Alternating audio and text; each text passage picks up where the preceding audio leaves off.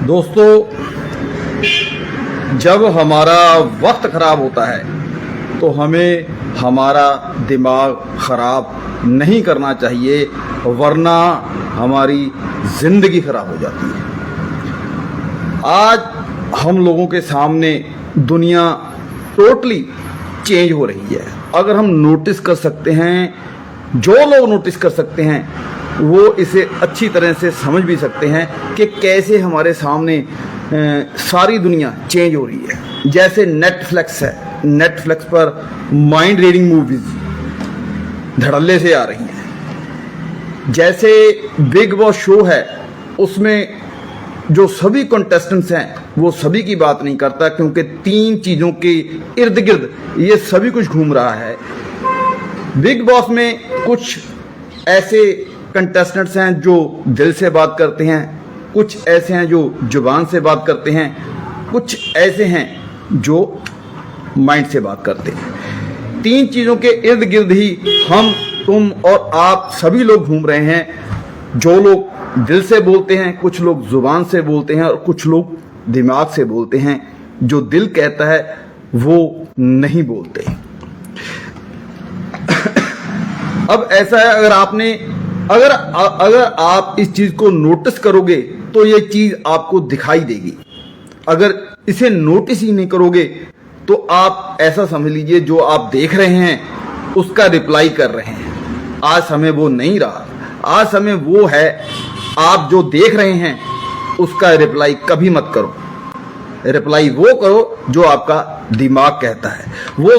मैं ये भूमिका इसलिए बांध रहा हूं क्योंकि अगर आप आज किसी प्रोग्राम को देख रहे हो, अगर आप आज किसी इंसिडेंट को देख रहे हो, किसी इंसिडेंट को, किसी टिपिकल सिचुएशन को देख रहे हो, अगर आपका देखने का नजरिया कुछ और है तो आपको समझ में नहीं आएगा कि चल क्या रहा है। मैं पिछले 18 साल से ऐसा है, कुछ 4-5 सीजन मैंने देखने बिग बॉस के बंद कर दिए थे, क्योंकि वही खप खाना, वही झगड़े, वैसा ही गाली गलोच वैसे ही चल रहा था। लेकिन इस दफा ऑडियंस तो बदली कि नहीं बदली इसका मेरे को अंदाजा नहीं है, लेकिन कॉन्टेस्टेंट्स सभी बदल चुके हैं। खासकर होस्ट, बिग बॉस का होस्ट सलमान खान पूरी तरह से चेंज होकर अब स्क्रीन के सामने आया है। नोटिस करने वाले ये नोटिस करेंगे, नोटिस नहीं करने वाले जो मर्जी है वो लिखेंगे, बोलेंगे, कुछ भी करेंगे। लेकिन मुझे लगता है, वो मैं आपके साथ शेयर जरूर करूंगा कि मुझे क्या लग रहा है और क्या मैं इस चीज को अब्जॉर्व कर रहा हूं कि सामने से क्या निकल रहा है। बात करेंगे अगर हम सलमान खान की, तो उसने अपना टेक्सचर, अपना बोलने का नजरिया, किसी चीज को अपने ऊपर लेने का नजरिया बहुत अलग कर दिया है, बहुत अलग कर दिया। ऐसा क्लियर प्रतीत हो रहा है, ऐसा क्लियर समझ में आ रहा है कि सलमान खान ने बहुत बड़ी ट्यूशन्स ली हैं, बहुत बड़ा सबक सीखा है। जैसे वो पहले रिप्लाई देते थे अपने ऑपोजिट, जो उनको ट्रोल करते हैं, जहां जो उनको सामने से बुरा बोलते हैं, उनको हैंडल करने का पहले वो रिप्लाई करते थे ऑन द स्पॉट, लेकिन अब वो उनका मजाक बनाते हैं पोलाइट से, हल्के दर्जे से।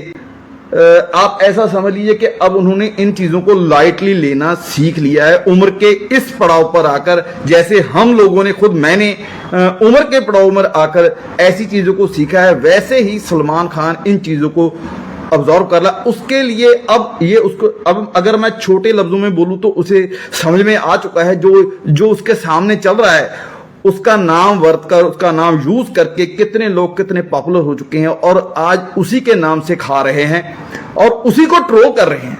ये आज सलमान खान के दिमाग में समझ आ चुका है। अकेले सलमान खान के नहीं, जो कंटेस्टेंट्स हैं वो माइंड सेट करके आए हुए हैं। कुछ लोग ऐसे हैं जो उन्होंने सोचा हुआ है कि सामने वाला कितना भी गंदा रिप्लाई दे दे, कितना भी भद्दा रिप्लाई दे दे, कितना भी पर्सनलाइज हो जाए, कितना भी पर्सनल कमेंट कर दे, उन्होंने शांत रहकर ही उसका जवाब देना है। इसमें सबसे पहला नाम आता है विवियन का। विवियन डसेना, इसके मैंने इसके कुछ ज्यादा प्रोग्राम नहीं देखे। मैं 2-4 बार इनको स्क्रीन पर देखा होगा, लेकिन जो पहले दिन वो आए थे, पहले दिन जो उन्होंने बयान दिया था कि मैं ऐसा ऐसा इंसान हूं, ऐसे इन चीजों के लिए बदनाम हूं, जो भी बोला था उन्होंने, लेकिन जब वो सेंटर ऑफ द पॉइंट बने हुए हैं घर का, वो बिल्कुल डिफरेंट है उससे। वो पूरी दिमाग से, होशो हवास से अपने ऊपर चीज लेते हैं, अपने ऊपर बार लेते हैं और उसका रिप्लाई देते हैं किसी और व्यू में जाकर। जबकि एक दो बार करणवीर मेहरा ने उसको पर्सनल जाकर कमेंट किया, जैसे कि उसकी फैमिली पर जाकर कमेंट किया, लेकिन फिर भी वो उसका मतलब विवियन का कहते हैं ना, एक लास्ट पॉइंट होता है जहां पर जाकर बंदा बिखर जाता है, जहां पर जाकर बंदा भड़क जाता है। लेकिन उस पॉइंट पर जाकर भी विवियन शांत रहा, अपने दोस्तों के साथ उस चीज का जाकर डिस्कस करता है, लेकिन अपनी कमजोरी करणवीर मेहरा पर जाहिर नहीं होने देता। तो अब आप इससे खुद अंदाजा लगा लीजिए वो कितना मैच्योर इंसान है। उसको तोड़ने की कई लोग कोशिश कर रहे हैं, लेकिन वो मेंटली तौर पर प्रिपेयर होकर आया है कि उसको पता है कि जब तक वो इरिटेट नहीं होगा, जब तक वो सामने वाले को ये नहीं दिखा देगा कि वो शांत है, वो जो भी बोल रहा है उसका असर नहीं हुआ। अब करणवीर मेहरा क्या है, बैकफुट पर है। और ये दो तो उनके साथ एक ईशा है, ईशा लड़की है, ईशा सिंह, वो सीरियल्स में भी काम करती है। वो ऐसा बोलते हैं कि अभी थोड़ा सा डिस्ट्रैक्ट हो जाती है कभी कभी, लेकिन वो गौर से सुनती है हर चीज को, हर बात को गौर से सुनती है, उसका रिप्लाई जल्दी देती है, फास्ट बोल रही है। ये चीजें इसलिए हो रही हैं क्योंकि वो कहीं ना कहीं दिल से वीक है और कहीं ना कहीं रो देती है। आपने देखा होगा, अगर ईशा को बिग बॉस देख रहे हैं तो आपको पता होगा कि ईशा एक ऐसी लड़की है कि कहीं ना कहीं जाकर वो अपनी प्रॉब्लम जब अपने फ्रेंड के साथ डिस्कस कर रही है तो उस समय वो थोड़ा सा रो देती है, मन हल्का कर लेती है। ये होता है सबसे बड़ा पॉइंट। जो जल्दी और फास्ट बोलते हैं वो जल्दी से रो भी देते हैं, जो आहिस्ता बोलते हैं, जो मेंटल से प्रिपेयर होकर बोलते हैं, वो कभी भी रोते नहीं हैं, फील जरूर कर लेंगे। ये मेरे को बोला है, मैं इसका रिप्लाई ये दे सकता था लेकिन नहीं दिया, तो वो अब्जॉर्व करके रोए नहीं, अपनी फीलिंग जाहिर नहीं होने दी। अब उसके आगे अगर बात करें तो शिल्पा शिरोडकर स्टार की तरह ही बिहेव कर रही है, जैसे कॉमन इंसान होता है वैसे ही बिहेव कर रही है। वो दिल की अच्छी है, ये उसने साबित कर दिया। दिल की अच्छी है शिल्पा शिरोडकर, ये उसने साबित कर दिया। उसकी नजरों में पता चलता है, उसके दिल से पता चलता है, उसकी बात करने के लहजे से पता चलता है कि वो एक अच्छी औरत है, अच्छी लड़की रही होगी, आज अच्छी औरत है जो हमें दिखाई दे रही है। हम उसके बिहाफ पर बात कर रहे हैं, बाकी पर्सनल जिंदगी में उनके बहुत चीजें होती हैं, उसको हम जस्टिफाई नहीं करेंगे। जो आज दिख रहा है सामने, जो नेचुरल वे से दिख रहा है, वो कोई माइंड टीचर नहीं है या कोई माइंड के हिसाब से कुछ नहीं खेल रही। जो उसके दिल को अच्छा लग रहा है, अगर रोना आता है तो वो रोती है, अगर हंसना है तो हंसती है, अगर कॉम्प्रोमाइज स्टेशन पर है तो वो कॉम्प्रोमाइज करती है, जिस पे खिलाफ जाना है उसके खिलाफ जाती है। कुछ लड़कों की हम बात करेंगे, जैसे कि श्रुतिका अर्जुन है, ये कर्नाटक की है शायद। इससे विवियन को बचना चाहिए। विवियन को क्यों बचना चाहिए? क्योंकि वो ऐसी चीज पकड़ती है, बहुत गोल गोल घुमाती है, लेकिन वो ऐसी बात पकड़ती है जहां पर कोई इंसान उस चीज को जस्टिफाई कर ही नहीं सकता, उस चीज को सही और गलत, और उस जगह पर विवियन वीक पड़ रहा है। आप कभी नोटिस करिएगा, वहां पर आकर विवियन वीक पड़ जाता है, उसका जवाब उसको दे नहीं सकता, वो ना दे होता है उससे। तो मेरा सोचना है उससे बचना चाहिए। एक आपने आगे आता है अविनाश मिश्रा। अविनाश मिश्रा पहले दो हफ्तों में वो पूरा भड़का हुआ था, पूरा जैसे आप ऐसा सोच लिए पूरा अग्रेसिव मोड में था। लेकिन जब से उसका साथ विवियन के साथ, ईशा के साथ एलेक्सा के साथ बैठना उठना हुआ है उसका, थोड़ा सा उसने माइंड पर काम करना शुरू किया। अब वो अग्रेसिव मोड में नहीं जाता, लेकिन खेलता है। अब वो दूसरे जो कॉन्टेस्टेंट्स हैं उनके साथ खेलता है, जैसे कि रजत दलाल के साथ। रजत दलाल जब पहली बार स्क्रीन पर आया था तो मुझे लगता था ये बहुत अग्रेसिव स्वभाव का है और जल्दी जल्दी जो दिल में आएगा वो बोलेगा, लेकिन वो दिल और दिमाग में फंस गया है। पहले 2 हफ्ते उसकी हाइट गई थी ऊपर, लेकिन अब वो खुद के बयानों में ही उलझता जा रहा है। जैसे उन्होंने ईशा को अपनी बहन माना था, अगर किसी को बहन मान लिया तो फिर भाई मान लिया, फिर उसके बाद कोई 2 और 1, कोई यस और सही, गलत और सही, ऐसा कुछ नहीं होता।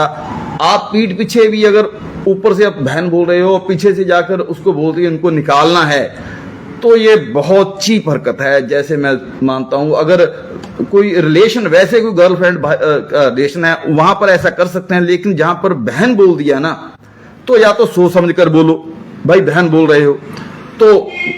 बहनें तो गलती करती हैं, बहनें तो छोटी होती हैं, वो स्वीट होती हैं, वो तो गलती करती हैं, लेकिन भाई के दिल में, भाई के दिमाग में ये कभी नहीं आता कि उसको घर से निकाल दें। या और खुद उन्होंने बोला हुआ है कि स्वेयर ऑफ गॉड, मैं आपसे दिल से बात कर रहा हूं, आपको मतलब ये बोला हुआ ऑन रिकॉर्ड है। तो उसके बाद भी अगर आप जाकर उनके सबसे बड़े दुश्मन कर्णवीर मेहरा के साथ ये डिस्कस कर रहे हो कि इनको निकालना है, चारों को निकालना है, इनकी जोड़ी को तोड़ना है, तो भाई ये बहुत चीप हरकत है, इससे बड़ी नहीं हो सकती। मुझे लगता है कि तुम आदमी अच्छा है, ऐसा नहीं है कि बंदा माड़ा है, बंदा अच्छा है, लेकिन वो खुद के बयानों में उलझ जाता है। सबसे बड़ा दुख है ये। अब आते हैं चाहत पांडे पर। चाहत पांडे, इसके लिए बोलने को दिल तो नहीं करता, क्योंकि ये मैंने पहले बोला ना कि 3 तरह के लोग होते हैं, जो दिमाग से बोलते हैं, जो दिल से बोलते हैं, जो जुबान से बोलते हैं।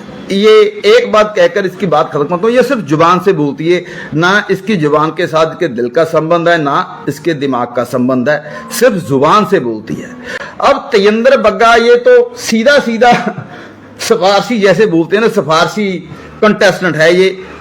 पहले दिन से लेकर आज तक इसने कुछ भी नहीं किया तेजेंद्र बग्गा ने, बस बैठा है। कोई ना तो किसी मुद्दे पर बोला, ना किसी मुद्दे पर स्टैंड लिया, ना कभी सामने स्क्रीन पर आता है, बस झुंड में बैठा हुआ दिखाई देता है, कभी जेल में होता है, कभी बाहर, लेकिन कभी कोई उसका अच्छा और समझदार स्टेटमेंट आया ही नहीं।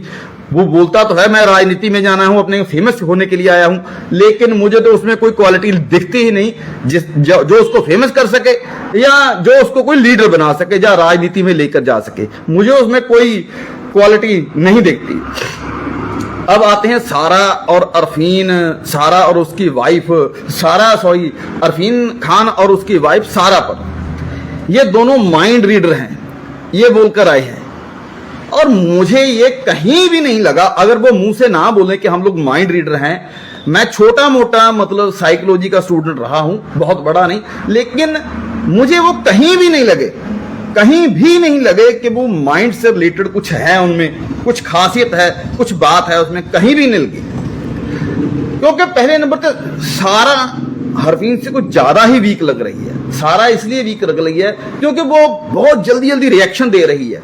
अब सोचिए, आपके घर में राशन नहीं है, कोई चीज खाने के लिए नहीं है, आपके घर में एक कॉफी का मग पड़ा है, मतलब बिना बनी हुई कॉफी, उसको आप फेंक देते हो। कितनी बड़ी मूर्खता होगी। अगर दोनों दुनिया खत्म हो चुकी है, हमारे घर में कुछ गिना चुना राशन है, और हम अपने दिमाग के चलते, अपने एरोगेंट के चलते, अपने गुस्से के चलते, बदले के चलते हम उस कॉफी को फेंक देते हैं, तो ये कितनी बड़ी मूर्खता है यार, कितना बड़ा ब्लंडर मिस्टेक है ये। आप सोचो, आपको मिन्नतें करने के बगैर, आपको हाथ जोड़े बगैर कुछ खाने के लिए मिल नहीं रहा, आप इस सिचुएशन में हैं, और आपको अग्रेसिव नहीं होना, शांत रहकर आप उस बंदे को शांत कर सकते हैं और उससे अपने हक की चीज मांग सकते हैं, और वो देने के लिए हर कंटेस्टेंट, हर जेल में रहने वाला बंदा तैयार है। फिर भी आप लोग ये सोचिए, इतनी कीमती चीज को आप फेंक रहे हैं, और एक दिन बाद आपको उसी बात पर पनिशमेंट मिल रही है कि अब आपको उसके बदले कभी भी चाय नसीब नहीं होगी। तो अब आप मुंह लमकाकर खड़े हुए हैं। अब ये सोच लीजिए कि ये माइंड रीड ऐसे होता है, माइंड रीडर वो होता है जो आज से 10 दिन बाद होना होता है, उसे वो पहचान लेता है कि 10 दिन बाद ये होगा, उसका पहले ही इंतजाम करके रखता है। और आप छोटी छोटी बातों पर अग्रेसिव हो रहे हैं, छोटी छोटी बातों पर, जिन चीजों का कोई मतलब ही नहीं, उन चीजों पर आप अग्रेसिव हो रहे हैं। तो कुल मिलाकर ऐसा सोच देखिए भाई साहब, बिग बॉस पहली दफा मुझे पिछले 18 साल में इंटरेस्टिंग लगा है, क्योंकि ये माइंड गेम चल रही है। और आप देखिए नेटफ्लिक्स और दुनिया में जो जो लोग दिमाग से काम कर रहे हैं वो कामयाब होते जा रहे हैं। कूल माइंडेड कामयाब हो रहा है, एग्रेसिव मोड, रिप्लाई देने वाला, इरिटेशन वाला और मन में बात रखने वाला, जलने वाला, वो आज पीछे पीछे पीछे रहता जा रहा है। क्योंकि वो लाखों रुपया कमा ले, करोड़ों रुपया कमा ले, अगर मन में शांति नहीं है, अगर आप उस चीज को फेस करना नहीं जानते, तो आप कभी भी कामयाब नहीं है, कामयाब नहीं हो सकते, कामयाब नहीं होंगे। तो मैं तो यो हरफीन और सारा को यही हाथ जोड़कर बोलना चाहता हूं कि आप जो अपना काम कर रहे हैं उस पर पहले खुद ट्यूशंस लीजिए, अच्छी तरह से काम वो सीखिए, फिर आप किसी को वैसा सुझाव दे सकते हैं, वैसी उसका ट्रीटमेंट कर सकते हैं।